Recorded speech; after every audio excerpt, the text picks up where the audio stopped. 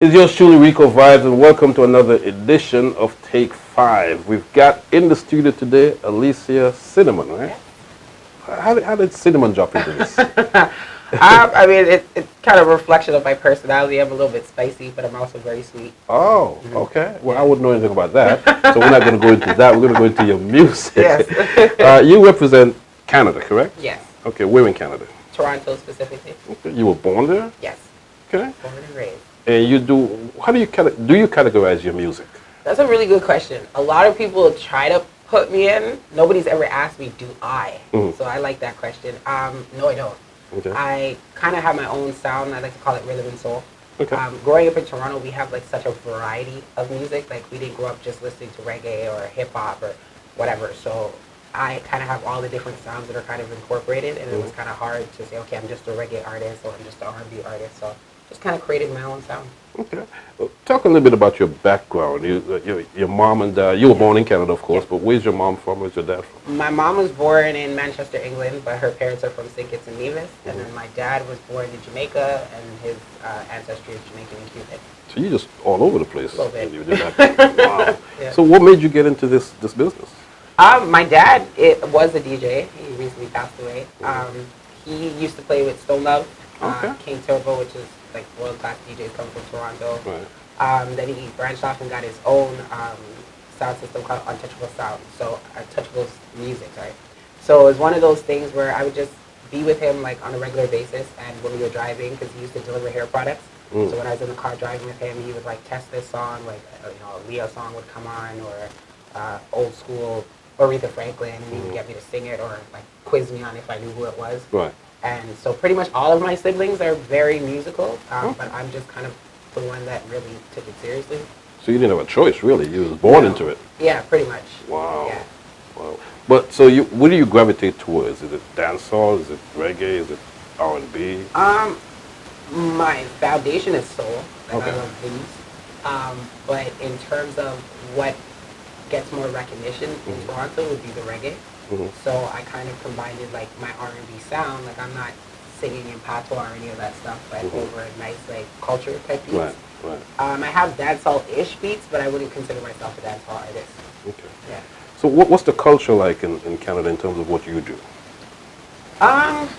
Interesting. I mean, right now there's a lot of traction that's coming to Toronto. We have something called the Junos.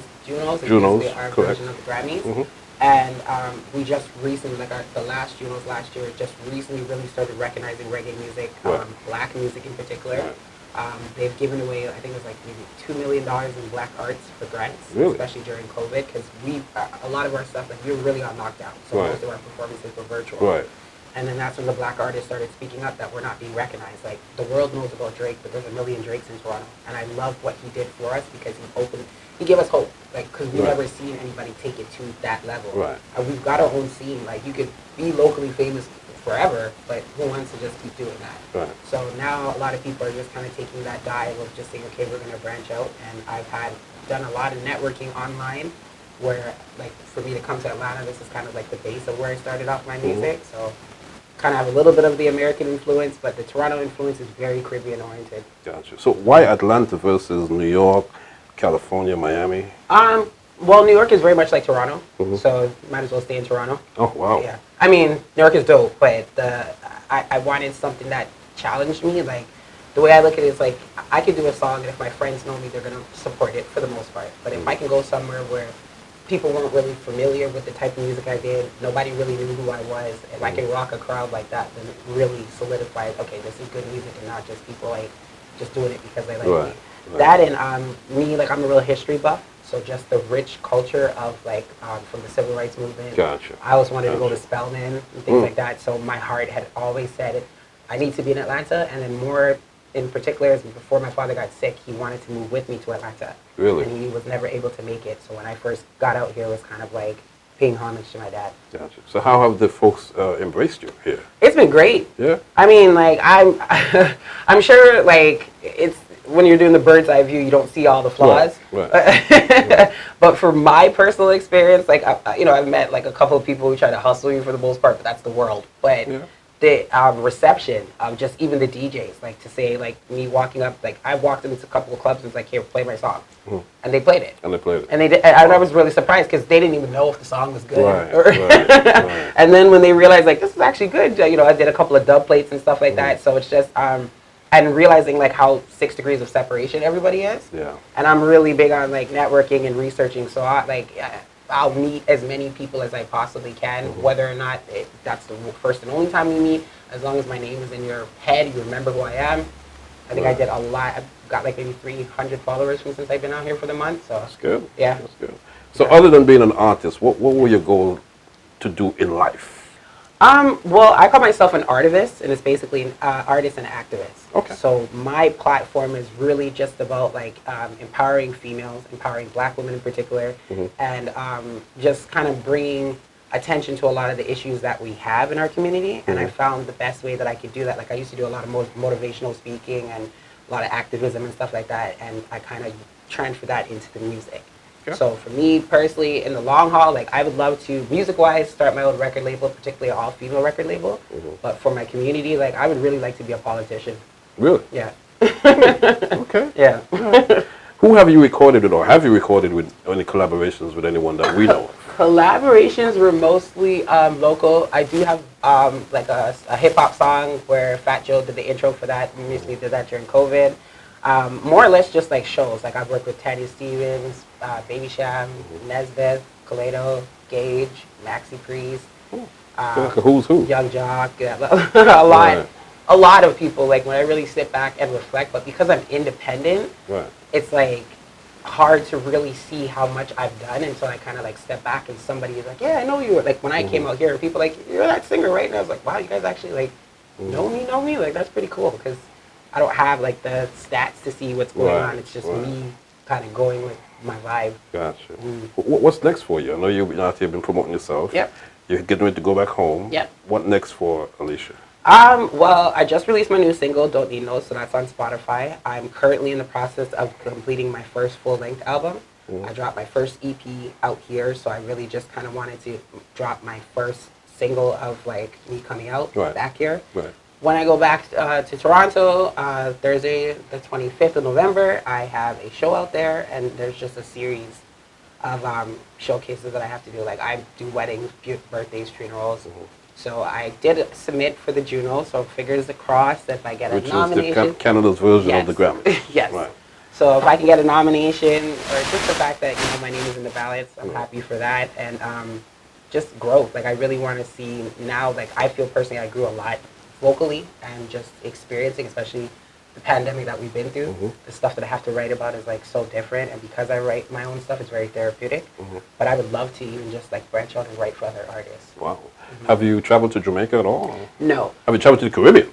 No. The closest was Hawaii. Wow, no, that's way on the other side. It's an island. Yeah. And they actually have really rich reggae culture out there. David Wiley was out there, so that was as close as I got to the island. But no, I was supposed to go before the pandemic hit. My producer's out there. My music plays on Roots FM, Sun City, Zip, all that stuff. I got a lot of support out there in Jamaica, so I definitely would love to go this summer. Hopefully the restrictions let up Jamaica, so I can come there, please. Because I mean, I could have went during the pandemic, but I was like, I don't want my first experience to be like restricted. Right, so, of course. Is there any wish list that you have of folks that you want to work with? That I want to work with? Yeah. I would love to work with Deborah Cox. Okay. I would love to work with... She's Canadian, of course. She is. My dad actually used to sing with her. She's married to my dad's cousin. So 6 degrees of separation. I'd love to work with Deborah Cox, Drake, Barris. I have a cover remix, kind of like an interlude of Can't Stop a Man. It's a girl version. And I would just love to be able to have the opportunity to be on the same stage with him and just pay homage and let him hear it, because people love that. It's been played all over in Jamaica, all over the place. Like that's one of the go-to songs that everybody wants me to sing. And I'm like, I got other music, guys, but but I would really, really love to do something with Barris. I would love to do something with Nesbeth as well. Tanya Stevens, we actually spoke about doing some stuff because what she stands for as a female, I know she gets a lot of traction for it, but it's so inspirational for me because she's not saying nothing that most of us females don't experience in the industry. Just afraid to say it. Exactly. Exactly. Yeah. Because it can affect your career. Nobody really wants to talk about the dark side of the industry, but it's very real. And I love that she's, is very vocal about it by any means. Jada Kingdom, I would love to work with Jada Kingdom. Just, so you got quite an extended wish list. Yeah. What challenges do you find being an independent artist? Just having to explain myself. Like when people think like, oh, it's just this girl trying to attain, everybody's an artist. But like when you really Google me or like really check out my bio, it's like I've really put in work. So How long have you been doing this? Professionally since like 2015, but pretty much all my life. Okay. So I just right now, like the main thing is if I can get a distribution deal, just more people. I think I'm doing everything I need to do, but just more people need to know who I am. So do you manage yourself as well? Yes, but I am seeking management. It's just hard with management because you need somebody who believes in you more than you believe in yourself. Right. So that's the thing. It's like, and I don't want any. I'm open to growth, but I'm not open to being changed.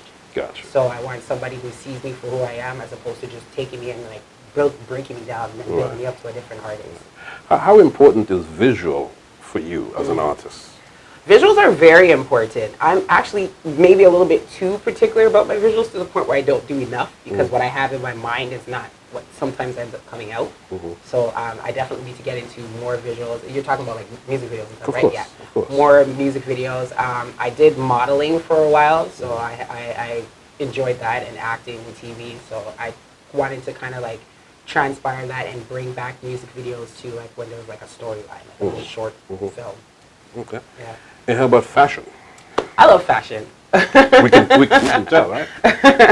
I've always been a little girly girl when it comes to certain things. So I love my dresses and my heels and stuff. But I'm, for the most part, because my parents are Rastafarian, so I'm a pretty natural person. Like I'll wear the weave, but I don't really wear like makeup or. So how come you didn't become a Rasta? I just, for what I was doing music-wise, the look didn't really work. Gotcha. I know when I'm ready to kind of chill a little bit, that's where I'm going to go with my locks. But yeah, just I'm really big on being natural, especially being in the industry and the idea to conform to getting your body done and all these things.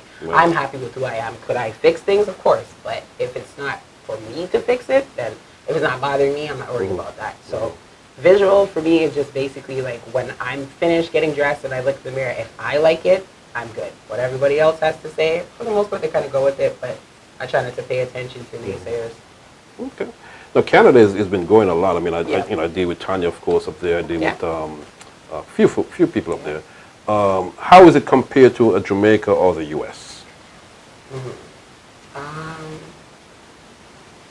We don't have many outlets, especially media-wise, and a lot of the people that are media outlets are artists, so sometimes it can kind of be a little bit biased. Conflict, yeah. And it's very small. I don't want to discredit anybody, but a lot of people don't actually have a music background. They just kind of know somebody who knows somebody. Gotcha. My question is always like, what is your qualifications to critique my music? Just because you're popular. So that's really what it is. And just a lot of artists that kind of pop up out of the woodworks, like, and if you're popular, you know, you're this person that everybody knew in dancehall, all of a sudden you drop a track and you're an artist. Whereas for somebody like myself who went to school for music, it can be a little bit frustrating. And so just having more outlets, more qualified people, it can be a really biased place because it is very small. And because not a lot of us get the recognition that we feel that we deserve, there's a lot of fight within because everybody's trying to be that person. I personally feel like Toronto, and I say this very humbly, we have a lot of talent, more so than a lot of other places. But nobody knows that we exist. Like when I see like if you perform at a festival in Jamaica, you can't sing over a full track. You gotta just straight rhythm or the band, and you gotta go with it. Same thing in Toronto. You guys don't kill me, but out here, like I've seen people perform over full tracks, lip sync, not even hold the microphone kind of thing. So when I realized like Toronto really gives us like this, like it's like a boot camp. So we're there, and I don't think a lot of us realize how good we really are because we're not getting the recognition that we deserve. So I think that's really what it is that we just need the world to know, like, there's so, like, when you look at the top 5 artists, for the point in time on the charts, it was Tory Lanez, The Weeknd, Drake, Justin Bieber, Alyssa Cara, and they were all from Canada. So it's like, imagine if more or less we're able to reach that. I talk a lot with Tony Anthony and Right. people like that, and Exco Levi. And Yeah, they've yeah. got this Big up this Exco. Reggae North. I think Yes. that's the form. It's a magazine. Are you a part of that? It's a magazine. I Okay. actually did.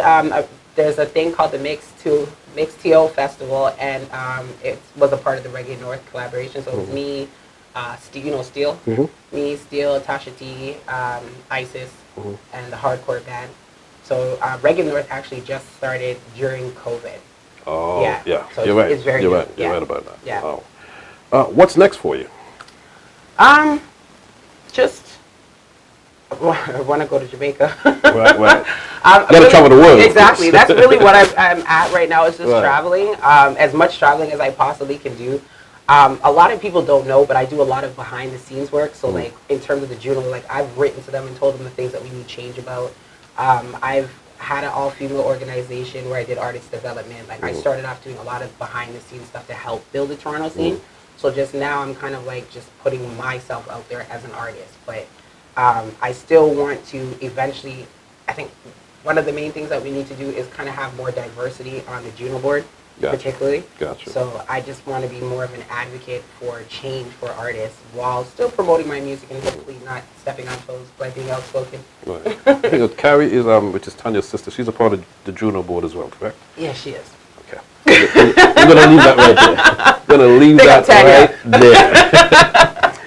Tell the folks where they can follow you, social media, and all that stuff. You guys can find me on Instagram at Alicia Cinnamon. You can pretty much Google me and I pop up everywhere. My YouTube is Real Alicia Cinnamon. Make sure you guys check out my latest video, The Revolution Has Been Televised, dedicated to all my beautiful black people. And you can find my music on any online streaming platform, Spotify, iTunes, Tidal, all that good stuff. Just look for Alicia Cinnamon. Yeah, thank you for coming in. Thank you for having me. And we'll be back with another edition of Take 5. Our special guest today, Alicia Cinnamon. See you next time.